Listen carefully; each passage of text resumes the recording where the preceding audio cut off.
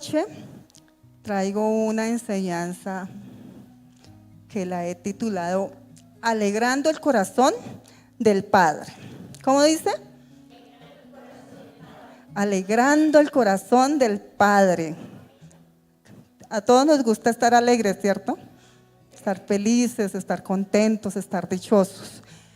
Pero cuando vemos a nuestro alrededor, cuando vemos la gente que dice la palabra, vive sin Dios, sin esperanza y sin Dios en este mundo, cuando nos enfrentamos a esa realidad, muchas veces lo que encontramos es tristeza, desolación, angustia, muchas veces encontramos dolor, ¿cierto? Eso es lo que se refleja de pronto muchas veces allá afuera.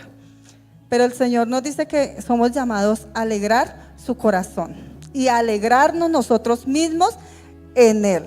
Por eso en esta noche vamos a leer el versículo que aparece ahí, Hebreos 12, 1 al 3. Si por favor lo encuentran, me pueden ayudar. Dice, puestos los ojos en Jesús, el autor y consumador de la fe, por el cual, ya lo encontré, dice, el autor y consumador de la fe, el cual por el gozo puesto delante de él, sufrió la cruz, menospreciando el oprobio y se sentó a la diestra del trono de Dios. Entonces, el gozo puesto de él. Gozo es felicidad, contentamiento, alegría, todos estos sentimientos bonitos que albergamos en nuestro corazón cuando las cosas están bien, ¿cierto? Entonces, teniendo en cuenta este versículo, aunque no me voy a centrar en este versículo, pero sí lo quise tomar porque dice que el Señor, menospreciando el oprobio, la humillación, menospreciando lo que iba a padecer en la cruz, dice que Él puso el gozo delante de Él, viendo más allá de lo que iba a sufrir, ¿cierto? Más allá del padecimiento, puso su gozo delante de Él. Y esto fue lo que lo hizo fuerte para cumplir con su propósito. Entonces, hablando de gozo, hay una carta muy hermosa que se llama la carta del gozo. ¿Cuál es esa epístola, esa carta? ¿Alguien lo sabe? ¿No? Resulta que hay una epístola que escribió el apóstol Pablo y que son cuatro capítulos nada más que tiene. Y en esos 4 capítulos se encuentran 13 veces la palabra gozo o regocijo. Y es la carta a los filipenses. No se les olvide que esa carta fue llamada o es llamada la carta del gozo, la carta de la alegría, porque desde el principio hasta el fin el apóstol Pablo expresa su gozo, su alegría por los discípulos, por la iglesia que está ubicada en Filipos. Esta epístola o esta iglesia fundamentada allá en la ciudad de Filipos no estaba ajena a la persecución, no estaba ajena a exponerse a diversas pruebas, no estaba ajena a nada de eso. Pero el apóstol Pablo dice que es una iglesia llena de muchas virtudes. De hecho, la carta que se le escribió a esta iglesia no era para reprenderla, no era porque tuvieran pecados graves, no era porque tuvieran desórdenes, no era porque tuvieran cosas de pronto muy, muy marcadas que el apóstol Pablo tuviese que intervenir, como sí lo hizo de pronto en otras cartas a otras iglesias, como los Corintios, por ejemplo. Pero en esta, el motivo, uno de los motivos por el cual el apóstol Pablo escribió a la iglesia, lleno de gozo, es para agradecer. Porque cuando hay gozo hay agradecimiento, hay gratitud. Entonces, vamos a mirar así rápidamente el gozo. Hace un tiempo mi hermano expuso acerca del gozo, no sé si de pronto suena repetitivo, pero son unos así a grandes rasgos. El gozo verdadero permanece debido al bienestar eterno recibido por la gracia de Dios por medio de la salvación. Por eso la Biblia nos enseña que el gozo es duradero, eterno y es un fruto del Espíritu Santo. ¿Cierto que sí? Que produce una satisfacción permanente. Hay una diferencia entre felicidad y gozo. La felicidad es producto de una experiencia momentánea, ¿cierto? Me salió algo bien y me siento feliz. Me salió algo mal y me siento triste. Por eso la felicidad no es permanente. La felicidad depende de las circunstancias que enfrentemos en la vida. La felicidad depende de qué bien nos vaya, ¿cierto que sí? Pero el gozo dice que es algo permanente, algo profundo en el corazón de nosotros los que creemos en el Señor, porque el gozo es un regalo que viene de Dios por medio de su Espíritu Santo. Entonces debemos de tener en cuenta. Y el gozo no depende de las circunstancias. Estamos tristes, pero estamos gozosos. Estamos en escasez, pero estamos gozosos. Estamos enfermos, pero estamos gozosos. Porque nuestro gozo no depende de las circunstancias. Entonces hay que tener en cuenta qué es felicidad y hacerlo la diferencia de qué es el gozo. A grandes rasgos, el gozo es un don de Dios. Salmos 16:11 dice que me mostrarás la senda de la vida, en tu presencia hay plenitud de gozo, delicias a tu diestra para siempre. Entonces es un regalo de Dios. También el gozo se experimenta plenamente cuando se recibe y se obedece la palabra de Dios. Se experimenta plenamente cuando recibimos la palabra de Dios con agrado y la obedecemos.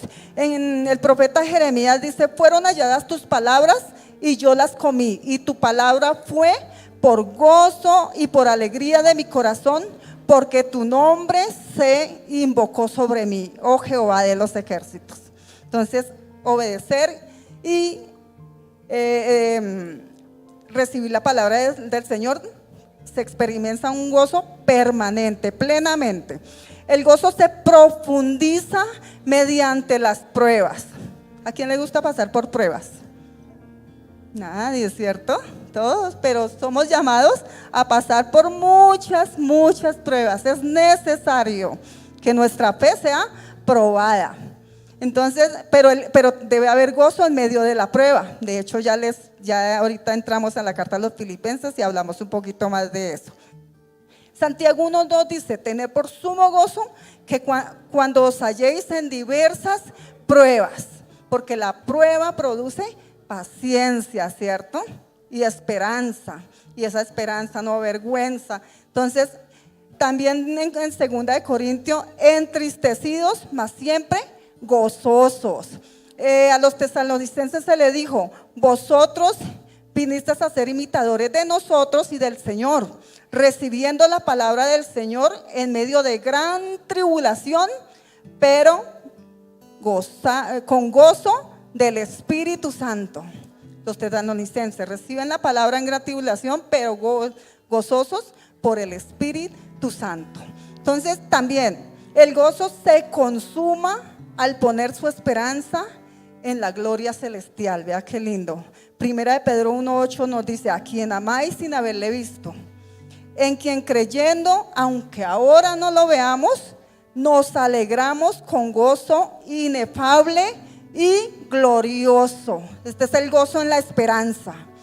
Entonces, entendiendo que el gozo es alegría, ya lo dijimos, contentamiento, regocijo, es el grado máximo de plenitud y optimismo para existir. Porque es que el que está gozoso ama la vida, porque tiene esperanza, ¿cierto? Que a pesar de las dificultades, a pesar de las circunstancias, hay una esperanza. Como acabamos de decir, se consuma en la esperanza que vienen tiempos mejores, no solamente aquí, sino en el reino celestial. Entonces, hablando del gozo, ahora sí vamos a entrar a la carta a los Filipenses. Todos van a estar ahí ya. Filipenses dice que es la carta del gozo. También dice que es una carta muy bonita, que cada palabra está como si sonaran campanas de alegría en cada nota que se escribe en esta carta. Si usted no la ha leído, le recomiendo que la lea y le preste mucha atención. Entonces vamos a empezar. El propósito de esta carta del apóstol Pablo, uno es agradecimiento a la iglesia de Filipos. Esa iglesia de Filipos yo la estaba leyendo y esta carta la estaba leyendo y me regocijaba porque Renovación Integral es como esa iglesia de Filipos. Una iglesia con muchas cualidades, que si usted no se ha detenido a verlas, mírelas. Entonces el apóstol Pablo lo vio así, le envió una carta de agradecimiento, también para corregir algunas cositas. No eran cosas extremadamente graves, pero sí habían cositas pequeñas. En la congregación no hay cosas exageradamente graves, pues yo no me he dado cuenta, pero hay cositas pequeñas que tenemos que corregir porque somos seres humanos y la iglesia pues es una iglesia viva, compuesta por seres, por personas, ¿cierto? Entonces para corregir. También es una carta de advertencia contra los falsos maestros. De hecho, esta fue una constante del apóstol Pablo a todas las iglesias, en todas las cartas que se escribieron. La amenaza de los falsos maestros, como lo vivimos hoy en día. Por eso es que toca, dice la palabra, prediquen fuera de tiempo, en el tiempo del Señor, enseñen la sana doctrina. Amén. Para que eso es lo que nos resguarda de las falsas enseñanzas que quieren introducirse dentro de la iglesia para destruirla. Y también pues para dar ánimo. Las epístolas del apóstol Pablo todas nos motivan a seguir adelante. Todas nos motivan a avanzar un poco más. Todas nos motivan a no rendirnos. Todas nos motivan, como dice, a proseguir al blanco, al supremo llamamiento que tenemos en el Señor. Entonces, estos son los propósitos de esta carta. Pero ya vamos a entrar ahora sí en materia. Vamos a leer el versículo 1-3. Doy gracias a mi Dios siempre que me acuerdo de vosotros. Siempre en todas mis oraciones rogando con gozo por todos vosotros. Y también dice, y por vuestra comunión en el Evangelio desde el primer día hasta ahora. Estando persuadido de esto, que el que comenzó en vosotros la buena obra la perfeccionará hasta el día de Jesucristo. Teniendo en cuenta estos versículos, vamos a ir a Romanos 8:29. Ahí atrásito está Romanos 8:29, en la pantalla también está. ¿Qué nos dice Romanos 8:29? Dice la palabra: porque a los que antes conoció, también los predestinó para que fuesen hechos conforme a la imagen de su Hijo, para que Él sea el primogénito entre muchos hermanos. Y a los que predestinó, a estos también llamó. Y a los que llamó, a estos también justificó. Y a los que justificó, a estos también glorificó. Esta es una obra que hace el Señor en cada uno de nosotros. Nos predestina, nos escoge desde antes de la fundación del mundo, porque Él es un Dios que vive en un eterno presente, ¿cierto? Para Él no es extraño o no es nuevo que unos lo rechacen y otros no, porque Él ya de antemano ya sabe quiénes lo van a hacer. Por eso dice, desde antes de la fundación del mundo somos escogidos de Dios. Esa es la manera de uno entender la predestinación del Señor. Él vive en un eterno presente. Y como nos llamó, nos escogió, nos llamó. Y como nos llamó, nos justificó. Por eso estamos aquí. Y como nos justificó, seremos también glorificados. De hecho dice, nos glorificó. En Efesios es donde nos enseñan que ya estamos sentados allá en los lugares celestiales. Amén. Juntamente con Él. Ya estamos sentados, ya vivimos en el reino de Dios. Ya no somos ciudadanos de este mundo, de esta tierra, sino que ahora somos ciudadanos del cielo. Ya estamos en ese lugar del reino de Dios. Entonces, viendo estos versículos que acabamos de leer en Filipenses, nos dice que da gracias con gozo en la remembranza, en los recuerdos. O sea, cuando me acuerdo de vosotros. Yo me imagino al apóstol Pablo acordándose de la fundación de la iglesia en Filipos. En el libro de los Hechos nos narra cómo fue fundada esta iglesia, y es hermosa la manera como fue fundada esta iglesia. Dice que fue a través de una visión que tuvo el apóstol Pablo. Él pretendía ir a otro lugar a llevar la palabra, y el Espíritu Santo le dijo: no, allá no es. Vamos a ir a otro lugar. No, allá tampoco es. Y fue cuando tuvo este sueño, donde un varón de Macedonia es allá donde está, es una provincia, allá donde está esta ciudad Filipos, y ahí fue donde esa visión: pásate a Macedonia y ayúdanos. Y él siendo obediente a este llamado de parte del Señor, fueron a Macedonia. Y allá en Filipos, dice la palabra, no habían sinagogas en ese tiempo, porque la iglesia eran los judíos, los que habían sido esparcidos, eran muy pocos, y todavía no tenían una sinagoga, un lugar donde congregarse como tal, donde exponer la palabra. Y dice que lo hacían en cualquier lugar. De hecho, nos narra que habían unas mujeres, en una hora de oración, estaban junto a un río, y de pronto el apóstol Pablo fue a hacer la obra misionera y a predicar la palabra. Y una mujer escuchó el mensaje. Esa mujer se llamaba Lidia, una mujer importante allá en la ciudad de Filipos. Una mujer que dice que vendía púrpura. Púrpura es una tela súper fina, es algo muy, muy fino. Entonces era una mujer importante, y esta dispuso su corazón, abrió su corazón y escuchó la palabra del Señor y le entregó la vida al Señor. Ahí nace la iglesia en Filipos, y se establece una casa de reunión, porque ella los invitó a que se quedaran unos días, no dicen meses, años, no, unos días se quedasen con ellos. Y en el transcurrir de estos días, ellos predicando la palabra, todo lo que hacían, de pronto también vemos una mujer, la persecución ya estaba. Una mujer con un espíritu de adivinación, una muchacha. ¿Y qué dice la palabra? Que hablaba a favor de Pablo, y Pablo la reprendió el demonio salió, y los amos de esta muchacha se enfurecieron, los metieron a la cárcel a raíz de esto, consecuencia de esto. ¿Y qué pasó en la cárcel esa noche?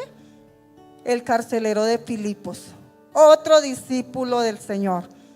En la cárcel ellos, de una manera extraordinaria, un terremoto, se rompieron las cadenas, las puertas se abrieron de la cárcel, y lo que sucedió fue que el carcelero tuvo temor, le entregó la vida al Señor, y un nuevo convertido.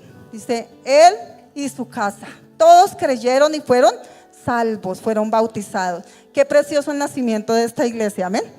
Hermosa. Entonces esas eran las remembranzas que tenía el apóstol Pablo, acordándose que esa iglesia nació con un corazón genuino, con un corazón dispuesto, con un corazón dispuesto a recibir la palabra en medio de la persecución en que estaba. Entonces también nos enseña el gozo de la seguridad. En el versículo 6 y 7 leímos: estando persuadido esto, que el que comenzó en vosotros la buena obra la perfeccionará hasta el día de Jesucristo. El Señor ha comenzado una obra, lo que acabamos de decir en Romanos, lo que acabamos de leer en Romanos. Ha comenzado una obra en nosotros y la perfecciona día a día. Ese es el gozo que tenemos que tener, de la seguridad en Dios, que estamos en las manos de Dios, que somos barro en sus manos, y que Él hace como quiere con nosotros para formar nuestro carácter. Hay que tener gozo en medio de ese trato del Señor con nosotros, en medio de ese proceso del Señor con nosotros, tener gozo y alegría. Amén. Entonces también gozo en el amor, ahí enseguida, como me justo sentir en todos vosotros, por cuanto tengo en el corazón y en mis prisiones, en la defensa y confirmación del evangelio. todos vosotros son participantes conmigo de la gracia. En el versículo 9, pasamos al versículo 9. Esto pido en oración, que vuestro amor abunde aún más y más. Estos son los elementos para crecer en la piedad, para que nuestro gozo crezca cada día en nosotros. Ahí dice ciencia, para que crezcan, en oración para que crezcan más y más en ciencia y en todo conocimiento. Cuando dice ciencia y conocimiento, esto nos lleva a ser piadosos. Cuando entendemos la palabra del Señor en toda ciencia, para entender los caminos del Señor, toda sabiduría para entender los caminos del Señor, y conocimiento, el conocimiento de Dios, el conocimiento pleno de Él. Esto nos lleva a ser unas personas apartadas, unos creyentes piadosos, donde encontramos unas características o elementos, así rápidamente, como es el amor, porque ahí dice, para que aprobéis lo mejor, a fin de que sean sinceros e irreprensibles para el día de Cristo. Entonces, para que aprobemos lo mejor. Cuando dice aprobemos lo mejor, es que seamos excelentes en todo. Aprobar es aprender a hacer lo bueno. Aprobar es más que eso, es discernir. Pero no solamente discernir qué es lo bueno y qué es lo malo, porque todo el mundo lo sabe y aún hacen lo malo, sino que lo aprobemos, lo practiquemos, seamos excelentes en lo que hagamos. Entonces vemos ahí que esos son elementos, porque en Efesios 2:10 dice que somos hechura suya, creados en Cristo Jesús para buenas obras, las cuales Dios preparó de antemano para que andemos en ellas. Por eso es que dice que aprobemos lo mejor, porque para eso fuimos creados, para vivir irreprensibles, sinceros e irreprensibles delante de Él, para el día de Cristo, llenos de fruto de justicia que son por medio de Jesucristo. Aprobamos lo mejor y damos fruto de justicia. Recuerden que el fruto de justicia, esos son frutos que vienen del Espíritu Santo. Entonces, así, en este orden, también encontramos que el apóstol Pablo sentía gozo del ministerio. El apóstol Pablo citó una frase que es muy común en todos nosotros, común o muy conocida. Porque para mí el vivir es Cristo y el morir es ganancia. Entonces él sentía gozo en el ministerio a pesar de las pruebas. El apóstol Pablo fue un hombre que pasó por muchas dificultades. De hecho, cuando empezó la iglesia, recordemos que lo persiguieron, lo azotaron, lo metieron a la cárcel, y esa fue la constante del apóstol Pablo a través de toda su vida misionera. A pesar de las pruebas, a pesar de los opositores, ahí en esta carta encontramos que muchos predicaban al Señor, pero lo hacían por su propia conveniencia, lo hacían de la manera incorrecta, lo hacían, dice que añadiendo más aflicciones de las que el apóstol ya tenía, pero él dice que en eso también él se gozaba, porque fuera como fuera, Cristo estaba siendo predicado, ¿cierto? El evangelio estaba siendo predicado, fuera por contienda, fuera por amor, fuera por lo que fuera, la palabra del Señor se estaba extendiendo a todo lugar. Gozo a pesar de la muerte, a pesar de la carne. Él hubo un momento que dijo, bueno, para mí el vivir es Cristo, pero el morir es ganancia. Pero si me voy con el Señor, mejor. Pero si me tengo que quedar en la carne por causa de ustedes o filipenses, tanto amaba el apóstol Pablo a esta iglesia, que le decía, por causa de ustedes, si me tengo que quedar en la carne, pues es necesario para que ustedes sean edificados, ¿cierto? Eso es un gozo en medio de la muerte o en medio de vivir en la carne, hablándolo de esa manera. También tenía confianza en la voluntad de Dios. En el versículo 1:21, que les acabé de decir que para mí el vivir es Cristo y el morir es ganancia. Confianza en la voluntad de Dios. Confiando en esto, versículo 25. Sé que quedare o que aún permaneceré con todos vosotros para vuestro provecho y gozo de la fe, para que abunde vuestra gloria de mí en Cristo Jesús por mi presencia otra vez entre vosotros, los que le acaba de decir. El apóstol Pablo se gozaba en toda circunstancia. Ahora en la segunda parte vamos a ver que dice comportamiento digno del evangelio. Comportamiento digno del evangelio. Esos hemos sido llamados a modelar al Señor. Hemos sido llamados a andar en luz. Hemos sido llamados a testificar de la gracia de Dios, pero no solamente con palabras, sino con hechos, porque nuestros hechos hablan más que nuestras palabras. Entonces, dice solamente que os comportéis como es digno del evangelio de Cristo, para que vaya a veros o que esté ausente, oiga de vosotros que estar firmes en la fe. Uno de los comportamientos dignos del evangelio es andar firmes en la fe. Dice que no como olas del mar que van de aquí para allá, o como el tamo que arrebata el viento, o así. No, dice estar firmes en la fe, firmes en lo que creemos, en lo que hemos aprendido, en lo que hemos recibido a través de la palabra del Señor. En la unidad del Espíritu, en la unidad del Espíritu. La unidad es uno de los temas que también toca esta carta, porque en esta iglesia uno de los problemas que había era porque había una división, una disensión, y cuando hay división o disensión en la iglesia, en alguno de sus miembros, es un peligro.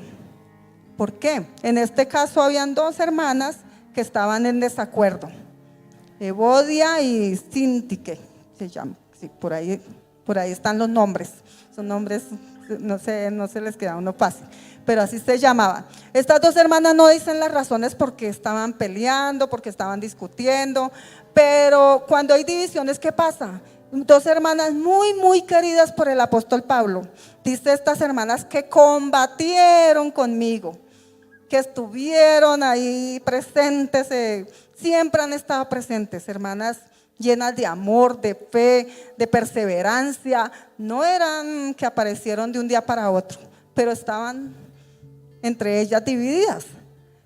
¿Qué pasa cuando hay dos personas influyentes en la iglesia de nombre? ¿Qué pasa? Puede crear división, ¿cierto? Porque empieza la iglesia, no, yo me voy con mi hermana, no, mi hermana tiene razón, entonces yo me voy con ella, y se forman grupos dentro de la iglesia, y eso no está bien, porque el Señor nos llamó a unidad en el Espíritu, dice la palabra del Señor. Entonces tengamos muy presente eso, tenemos que ser imparciales, tenemos que poner nuestra mirada en el Señor, ayudar a la unidad dentro de la iglesia. Entonces, combatir unánimes. Dice, combatiendo unánimes por la fe del evangelio. Combatiendo. Para el combate se necesita un ejército, ¿cierto? No vamos al ejército solo, no vamos a la guerra solos. Es un ejército. Nos habla de unidad, de compañerismo. Combatir es estar al lado de mi hermano y ayudarle a llevar sus cargas. Combatir en el evangelio es ser unidos para defender nuestro evangelio, o el evangelio del Señor que hemos conocido. Combatir en el evangelio, no intimidados, dice el versículo 28, en nada intimidados por los que se oponen. El Señor dice que el perfecto amor echa fuera el temor. Entonces, que si Dios está con nosotros, ¿quién contra nosotros? Que las puertas del Hades no prevalecerán, ¿cierto? No, que la iglesia avanzará. Entonces no debemos intimidarnos por los que se oponen. Hoy en día hay mucha oposición en la palabra, muchas diferencias. Por eso debemos conocer la palabra y combatir unánimes. El Señor nos ha dado armas espirituales para derribar, dice, todo argumento que se levante en contra de la verdad. Entonces, usar esas armas espirituales. En el capítulo 2 encontramos algo que es el centro. Mi pastora, por favor, me avisa con el tiempo. En el capítulo 2 encontramos algo que es maravilloso en esta carta. Encontramos el himno, un himno del amor, dice la palabra, dicen los estudiosos, se le llaman a estos versículos. Pero vamos a iniciar en el capítulo 2, versículo 1, dice, llamados a la unidad. Vamos a leer. Por tanto, si hay alguna consolación en Cristo, si algún consuelo de amor, si alguna comunión del Espíritu, si algún afecto entrañable, si alguna misericordia, completad mi gozo sintiendo lo mismo, teniendo el mismo amor, unánimes, sintiendo una misma cosa.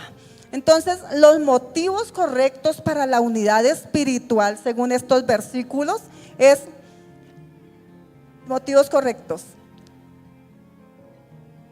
Ahí los leímos: consolación, consuelo de amor, la comunión del Espíritu, afecto entrañable. Ese afecto entrañable es algo que nace de allá, de adentro. Yo no sé si usted, cuando ha tenido la oportunidad de interceder por alguien, interceder se dice que es ponerse en el lugar de, ponerse en los zapatos de la otra persona. Eso es interceder. Y cuando usted intercede por alguien y lo hace de esa manera, desde allá, de lo profundo, desde sus entrañas, siente dolor, siente como que si se le fuera a salir el corazón. Eso es afecto entrañable, sentirlo desde adentro, desde lo más profundo, desde las entrañas. Afecto entrañable. Y si alguna misericordia, Señor, el apóstol los reta y nos reta a nosotros. Si tenemos estos motivos correctos para la unidad espiritual, podemos tener los medios a la manera correcta para llegar a esa unidad espiritual. Y esos medios son que completemos su gozo sintiendo lo mismo, teniendo el mismo amor, unánimes, sintiendo una misma cosa. Los medios correctos es sentir lo mismo, ponernos de acuerdo en lo mismo. Todos tenemos que estar en una unidad perfecta. ¿Para dónde vamos? ¿Qué creemos? ¿Cuáles son? Tener claro cuáles son las cosas que el Señor quiere para nosotros, el camino que quiere que recorramos todos juntos, porque hay un solo camino, hay una sola verdad y hay una sola vida, Jesucristo, ¿cierto? Entonces, esos son los motivos correctos y la manera correcta. Ahora también encontramos ahí el modelo para la vida espiritual. Esta es la parte que quería que llegáramos. El modelo para la vida espiritual. Mirando también los motivos correctos, nada hagáis por contienda o por vanagloria, antes bien con humildad, estimando cada uno a los demás como superiores a sí mismos. Estos son los medios y la manera correcta. Pero el ejemplo perfecto es el mismo Señor Jesucristo. Y el versículo 5, ¿quién se sabe este himno de amor? ¿Alguna vez lo ha leído?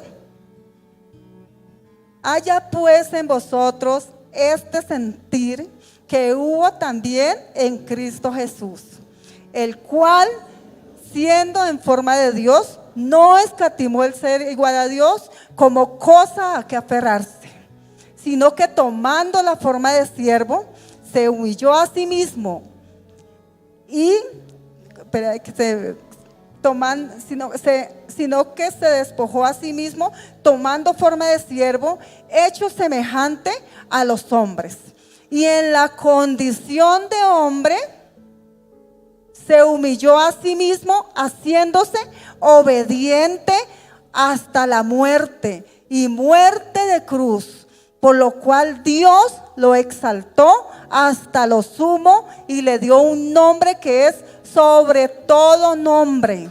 Y en el nombre de Jesús se dobla toda rodilla, de los que están arriba en el cielo, de los que están en la tierra y los que están debajo de la tierra. Y también dice que toda lengua confiese que Jesús es el Señor, para gloria de Dios Padre. Hermoso, un himno de amor. Cuando la primera vez que leí la carta a los Filipenses fue uno de los pasajes que me propuse aprendérmelo y por ahí me falta una que otra cosita, pero ya casi lo hago perfecto, gloria al Señor. Entonces, aquí lo que encontramos en cuanto al ejemplo perfecto de la unidad que nos habla para tener el gozo completo, lo primero que encontramos es la elevada posición que Jesús dejó. Haya pues en vosotros sentir el mismo, este sentir que hubo también en Cristo Jesús, el cual siendo en forma de Dios, Jesucristo es Dios, amén. En la carta del apóstol Juan nos dice que en el principio era el verbo era con Dios, el verbo era Dios, amén. No deja ninguna duda que Jesucristo es Dios. Entonces esa era una posición elevada que tenía el Señor Jesucristo. Era Dios al lado del Padre. Es Dios al lado del Padre. Pero empezó una decadencia, así. Siendo Dios, no escatimó o no estimó el ser igual a Dios como cosa a que aferrarse. Él no puso peros. Él no se aferró a decir, no, yo soy Dios, yo no voy a hacer obra en la tierra porque me voy a degradar. No, él dice que él no puso condiciones. Él lo dejó todo por amor a nosotros. Y estando en la condición de hombre, se despojó, sino que se despojó a sí mismo. Tomó él la decisión y se despojó, dice que se vació a sí mismo. Tremenda esta palabra, cuando se vació a sí mismo. Dejó todo para cumplir con el propósito por el cual ya tenía predispuesto que iba a hacer con cada uno de nosotros.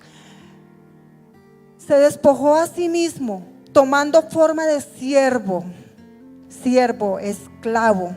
Qué gran ejemplo del Señor cuando dice que tomando forma de siervo. En el Evangelio de Lucas Él nos dice que Él no vino a ser servido, sino a servir. Y qué ejemplo nos ha dado para que nosotros también lo hagamos los unos por los otros, cuando le lavó los pies a sus discípulos. Entonces, Él siendo Dios, se hizo siervo. Y Él sirve, Dios sirve desde la creación, Dios sirve desde siempre. Él es el servidor por naturaleza. Cuando hizo el Edén, sirvió al hombre, poniendo todo en su lugar, todo en orden, todo perfecto, para que el hombre se posesionara y para que el hombre disfrutara de esa creación. Él sigue sirviendo, a su pueblo lo sirvió en el desierto, para que no le faltara nada.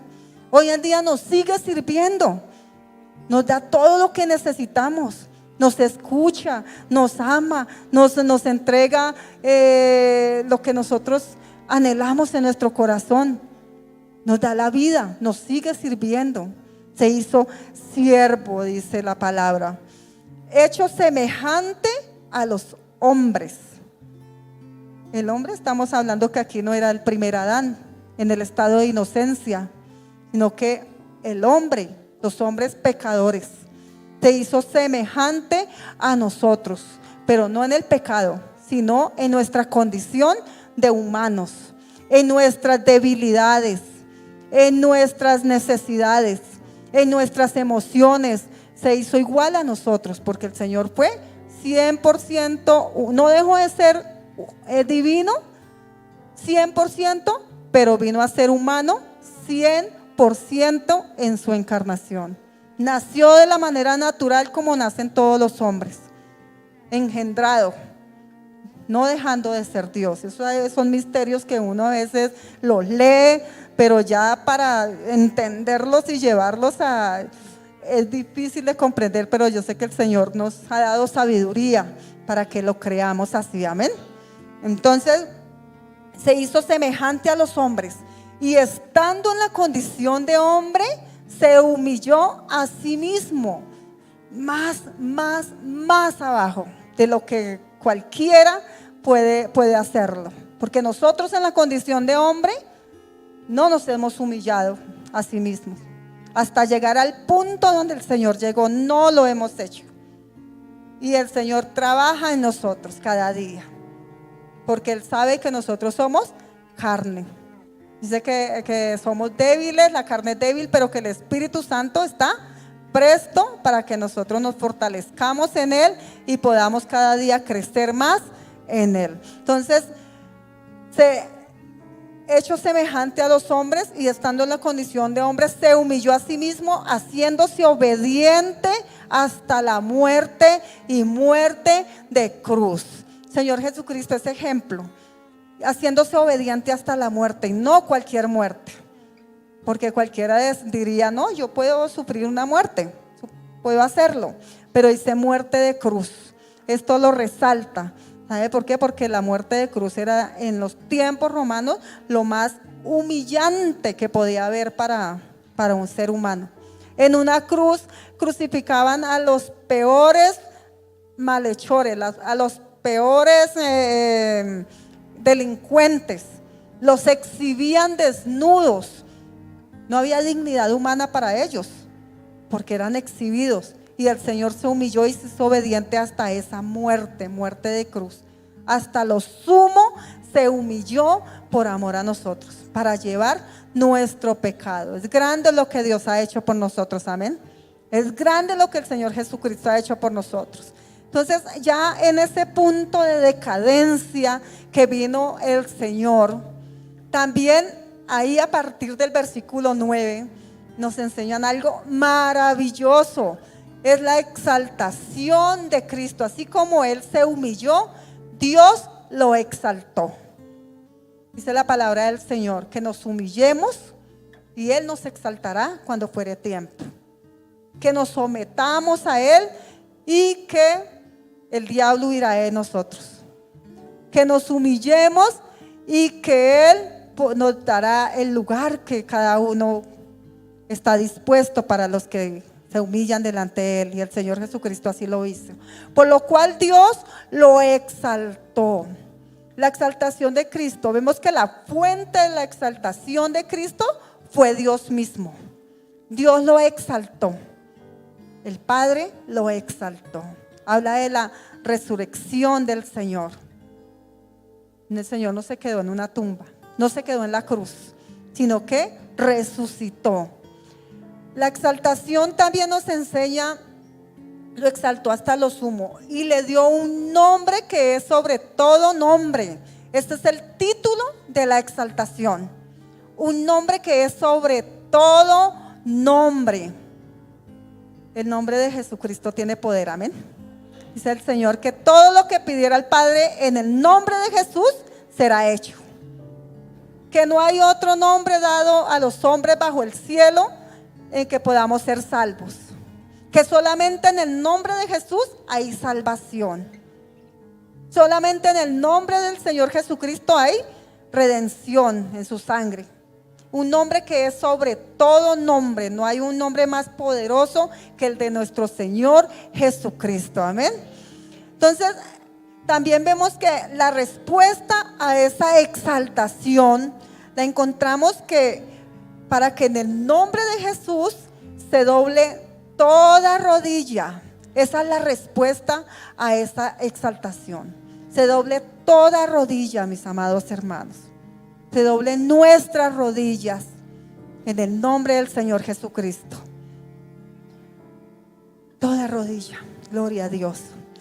Y el propósito de esa exaltación es para la gloria de Dios Padre.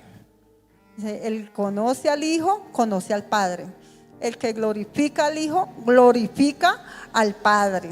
El que tiene al Hijo, tiene al Padre. Entonces, el que conoce al Hijo, conoce al Padre. Entonces, el propósito de esa exaltación es para dar gloria a nuestro Padre Celestial. Amén. Entonces, este es el resumen de ese himno de amor, la descendencia del Señor, pero también la exaltación del Señor. Entonces, mis amados hermanos, traía otras cositas, pero ya son las 8:15, entonces solamente me resta decirles, mis amados hermanos, acerca de esta carta a los Filipenses. El Señor nos llama a la unidad. Nos llama a tener gozo y contentamiento. Nos llama a tener regocijo en todo tiempo. Nos llama a tener agradecimiento por la obra del Señor. Nos llama a reconocer a los que colaboran en la obra del Señor. Nos da un ejemplo de ser agradecidos cuando se extiende la mano hacia nosotros por algo que el Señor suple en su debido momento. El apóstol Pablo estaba muy agradecido con la iglesia de Filipos. ¿Por qué? Porque ellos fueron propicios en los momentos más difíciles que el apóstol Pablo tuvo. En los momentos de escasez, ellos fueron propicios. En los momentos de abundancia, también fueron propicios. Ellos no preguntaban, ¿está pasando necesidades o no está pasando necesidades? Sino simplemente ellos estaban dispuestos a ayudar. Entonces, estas son las enseñanzas que nos deja esta carta. Regocijados, no estén afanosos por nada. Sean conocidas vuestras peticiones delante de Dios con oración, ruego, con acción de gracias. Esto lo encontramos en el capítulo 4. Estos son prácticas que tenemos que tener diarias. Estar firmes, sentir lo mismo, compañerismo con los obreros cristianos que cooperan, regocijarse, tolerancia, modestia, libertad de la ansiedad, tener mente sana. Todo esto lo encontramos en el capítulo 4 para que lo lean. Tener mente sana, pensar en todo lo bueno, en todo lo amable, en todo lo honesto, en todo lo de buen nombre, en todo lo que tiene virtud, en esto pensar. Tener la mente del Señor. Esto es la práctica de nosotros en el Evangelio. También un cristianismo práctico. Se refiere el apóstol cuando dice: todo lo puedo en Cristo que me fortalece. Él vivía un cristianismo práctico, no solamente en la necesidad, en la abundancia, sino que en todo momento él tenía la autoridad para decir: todo lo puedo en Cristo que me fortalece, no importa la circunstancia que esté atravesando. Nosotros ojalá podamos decir: todo lo puedo en Cristo que me fortalece, no solamente cuando estamos bien, sino cuando pasemos por momentos muy, muy difíciles. Tengamos esto en cuenta. Entonces, mis amados hermanos, vamos a cerrar nuestros ojos y vamos a leer todos juntos. No cierren los ojos porque no pueden leer. Perdón. Habacuc 3, 17, 18. Creo que está en la pantalla.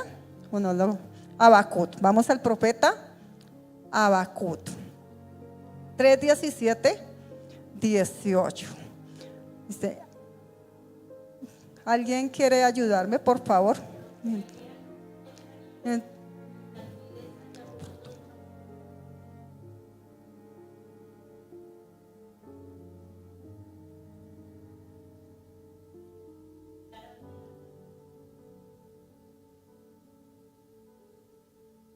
Amén.